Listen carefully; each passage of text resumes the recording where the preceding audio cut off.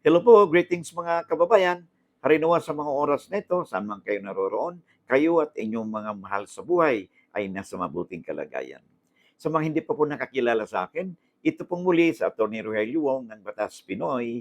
Ang ating pong channel ay isa pong legal aid public service program ng inyong lingkod in collaboration with the Integrated Bar of the Philippines, Manila Port Chapter. O bago tayo magpatuloy, ay nais ko pong take this opportunity na mapasalamatan po, no? Kayong lahat, mga viewers, subscribers po, yung mga likers po natin, lalo na yung hindi daw nag-skip ng mga ads. Alam na po ninyo kung sino po kayo. Thank you very much sa inyong suporta. At pwede po makahirit po sa inyo ng pabor, no?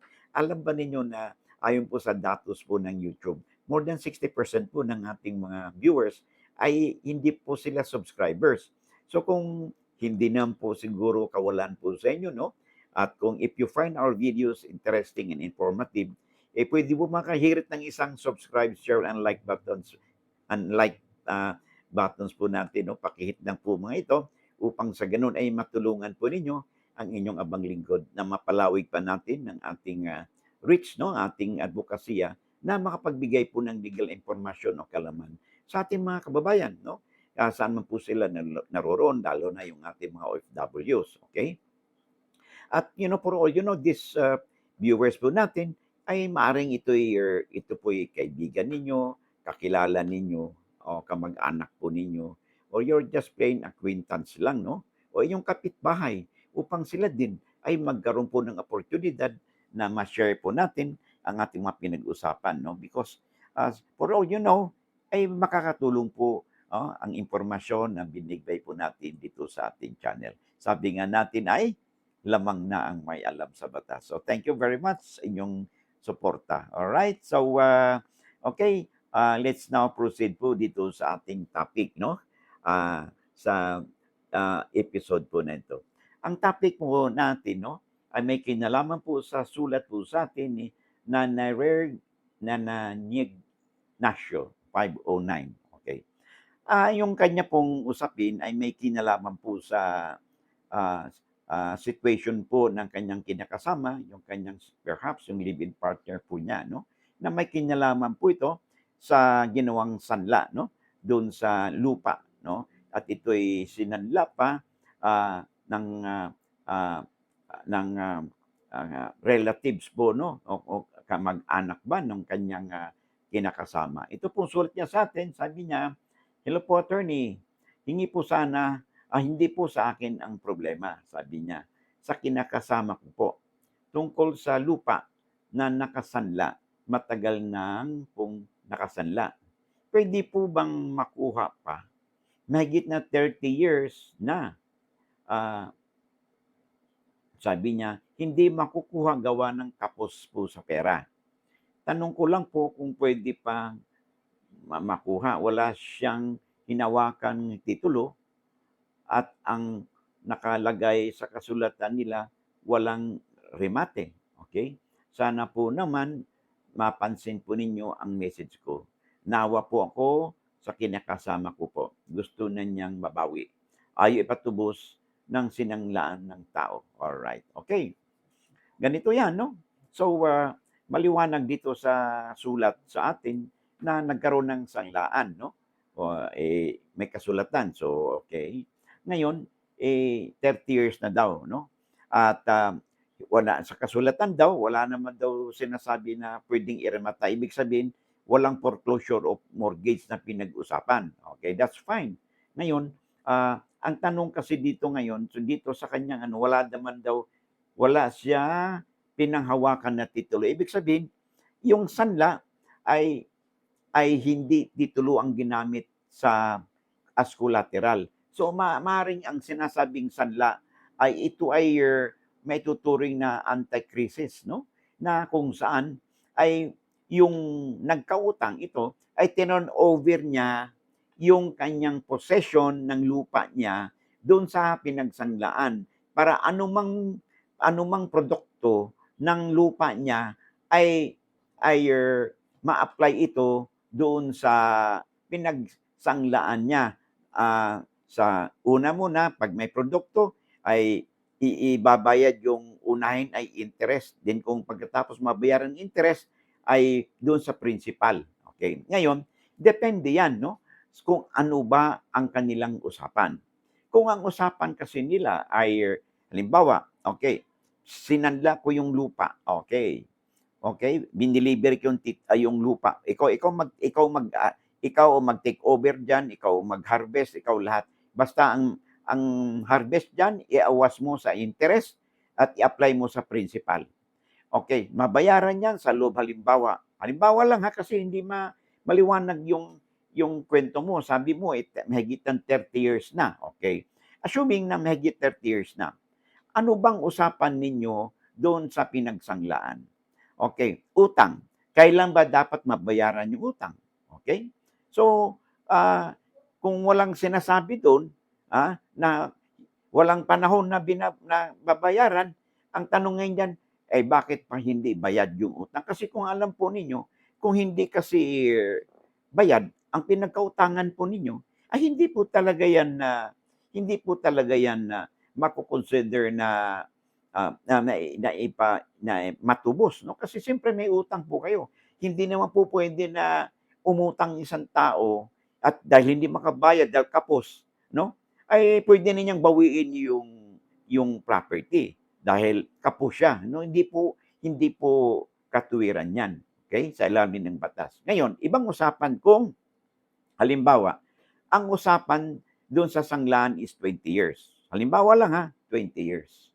Ngayon, kailangan sa loob ng 20 years ay mabayaran ito. Ngayon, nakalipas na ang 10 taon. Okay? In short, pagdating ng 20 years, hindi nagbayad.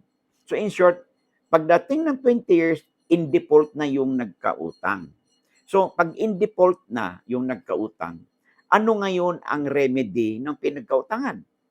Oh, ang remedy niyan ay mag-file siya ng kaso for sum of money sa korte para singilin yung nagkautang sa kanya. Or mag-file din siya ng kaso sa korte dahil wala namang usapan sila sa pagrimata.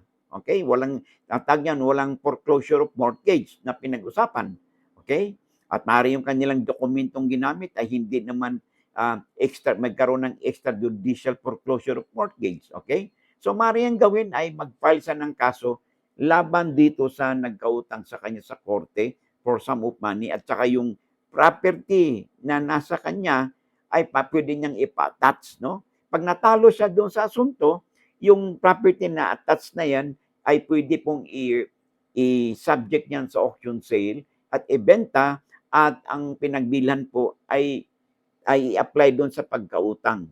At kung may matira man, ay ibabalik doon sa plus interest, plus yung cost of the proceedings, mabayaran doon sa proceeds po ng pinagbentahan. So yan po ang maaaring gawin. Pero nakalipas ang 10 taon, no, na kung saan ay nagkaroon na ng default, 20 years na hindi nagbayad, dapat bayaran. Nakalipas ang 10 taon, naka 30 years na halimbawa, ay walang ginawang legal action yung pinagkautangan, yung pinagsanlaan na para masingil itong nagsanla. Okay? Hindi siya nag-file ng kaso sa korte. Hindi rin siya nag-file ng kakibat na complaint na ipa-attach yung property at i-asunto niya. Wala in short, wala siyang ginawa. Nakalipas ang more than 10 years from the time na nagkaroon ng default yung nagsanla. Okay? Pag ganito ang situation, dito, ay maaring prescribe na o paso na ang karapatan ng pinagsanglaan. Okay? Para masingil pa ang pagkautang. Kasi po, ang real rights po, ang prescriptive period no, ng real and the enforcement of real rights, saka yung mortgage na yan, is only for 10 years from the time the cause of action occurred. So, kung ang usapan ay 20 years, dapat bayad, at hindi nagbayad, nakalipas ang 10 taon, okay? Walang ginawa itong yung pinagsanlaan.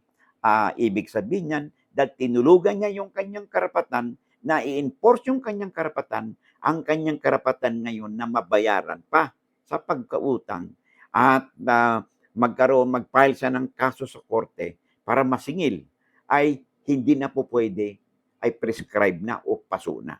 Kung ganito po ang nangyari, no, sa sitwasyon ninyong kinakasama, then pwede po niyang kunin uli. I-demand niya na ibalik na yung collateral na ginamit doon sa pagkautang. Okay? At pag hindi pumayag, siyempre, ay makipag-ugnayan na po sa korte ang inyong kinakasama para makapag-file ng kaso laban doon sa pinagsanglaan na kung saan dapat i-surrender na o ibalik ang ginawang collateral doon sa nasabing sanglaan. So yun po ang legal remedies na maaring gawin ng inyong kinakasama.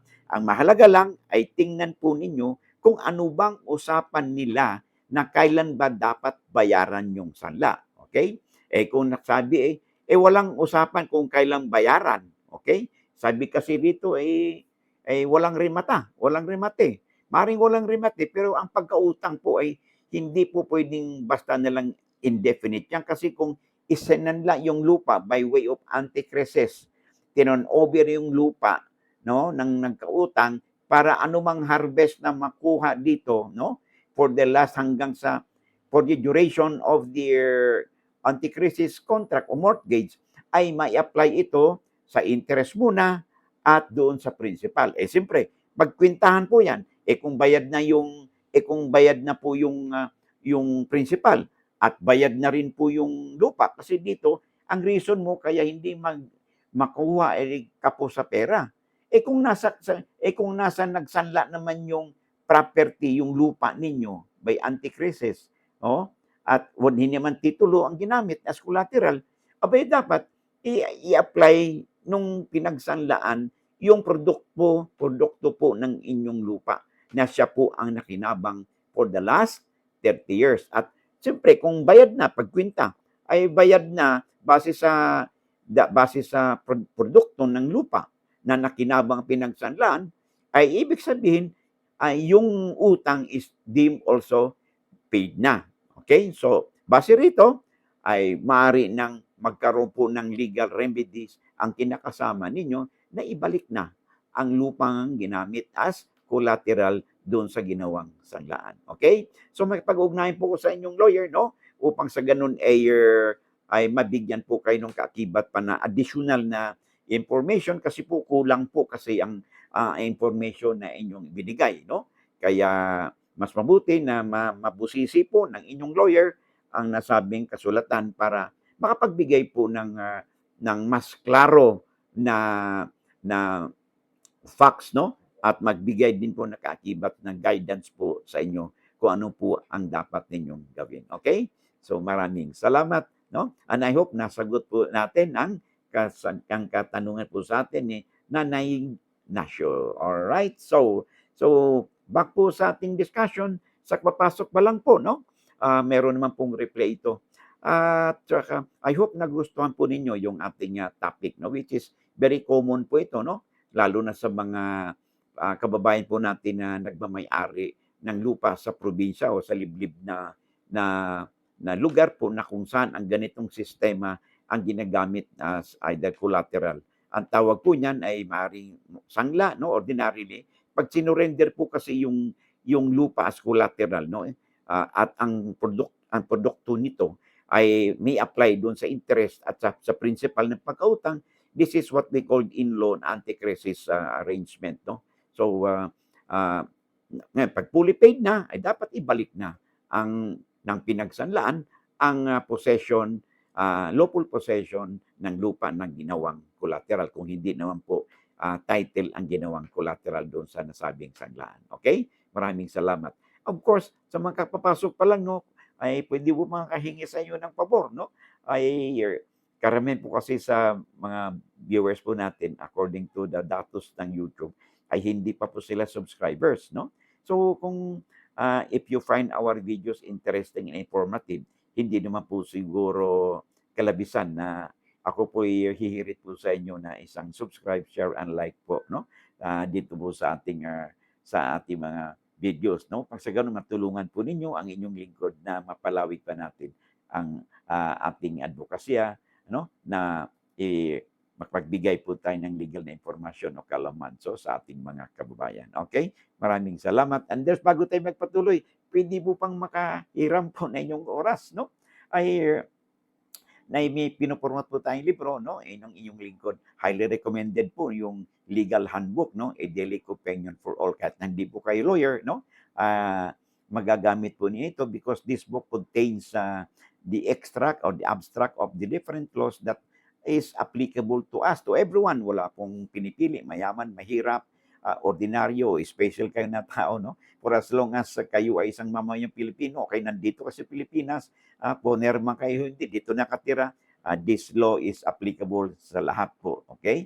And itong batas nito, nandito po yung extract ng mga batas nito mula nung issue about pagpakasal, nagkaroon ng anak, nagkaroon ng issue sa pag-asawa, separation, annulment of marriage, halimbawa, support, no? Mana, paghati-hati ng mana, pagpatito ng lupa, issues about tax declaration, easement, ito nga, sanglaan, no?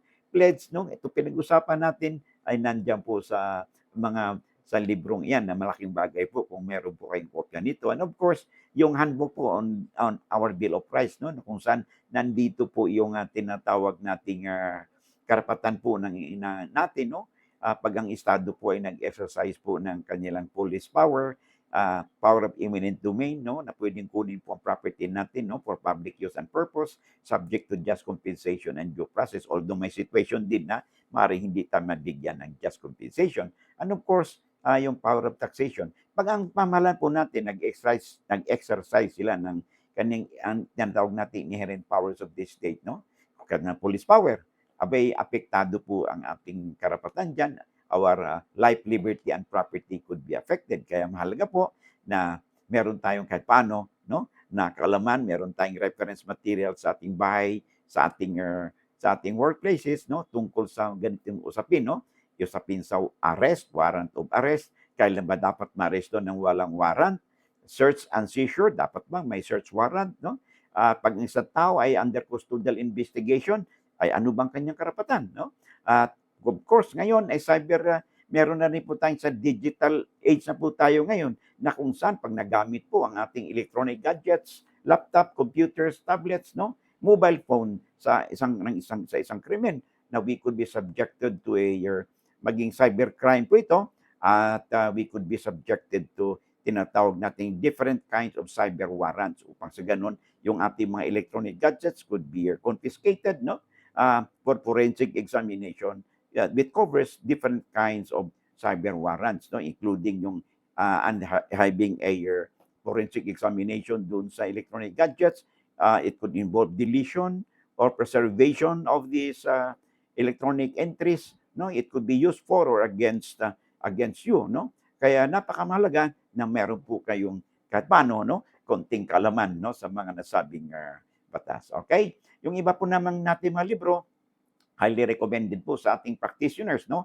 Labor Laws Compendium sa ating HR practitioners, mga panyeros panyeras po natin sa labor and industrial relations, corporate law annotated, no? Mga corporate lawyers po natin. And of course, the last but not the least, yung ating CIPRA, the Code of Professional Responsibilities and Accountability po, no? Highly recommended po ito, no? Sa atin because itong CIPRA po ay ito po ang ating Bible ng ating mga sa legal profession po natin, no? It governs the conduct of a lawyer within or outside the court or bilang isang abogado sa ating lipunan. Okay? So, hardbound po ito mga ito, no? And they're published and distributed by the leading law books publisher, no? Distributor in the Philippines, Central Books. They have branches in Mandaluyong, Makati, Manila, Quezon City, as well as in Davao and in Cebu. Mga hardbound po ito, no? And you can order online, free delivery po nationwide, okay? Gusto niyo, i-screenshot po niyo yan so that you will have the opportunity. Meron po kayo makilatis do, mayroon po silang QR code, no? You can explore the contents of this book so that you will have an informed decision kung worthwhile ba na magkaroon kayo ng mga librong ito, okay? Maraming salamat sa inyong oras, no? At magpatuloy tayo. Thank you sa inyong oras po. So hanggang dito lang muna tayo. Maraming salamat and I hope to see you again in the next video po natin. God bless and for now. Bye-bye.